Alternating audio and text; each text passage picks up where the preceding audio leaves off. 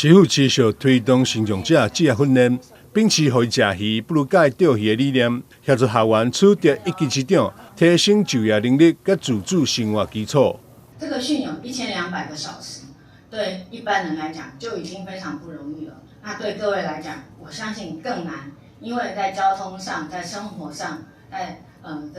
家庭或是工作上，你都必須要克服。那你把自己的心掏出來，然後在這裡學習了1200個小時。同樣的，大家又去考了試。那丙級證照雖然是最基礎的，但是就是你入門的第一步。那在這邊也很，就像理事長講的哦，就預祝大家可以拿到證照，然後再來就乙級或者去專業上，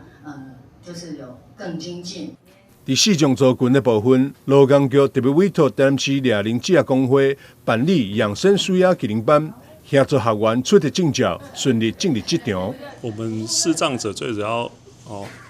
一技之長會以按摩為主啦，因為視力不好，你說要去做什麼行業都蠻難的，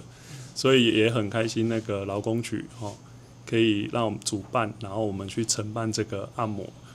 那學員也都非常優秀，能夠從視障失明，然後走出來學習這一項專長。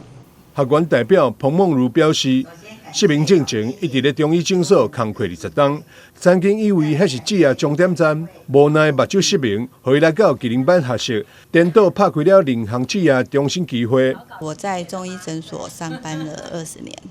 我原本以為那會是我職業的終點站，後來是因為眼睛這樣子，所以就創造了另外一個職業的重生機會。這個課程可以讓我們學到很多專業的知識，那個解剖學、肌肉的一些起點、指點，然後經絡穴位，對在職場上幫助客人，或者是在我們自家照顧家人或照顧自己都很好，所以很榮幸可以來上這一堂課。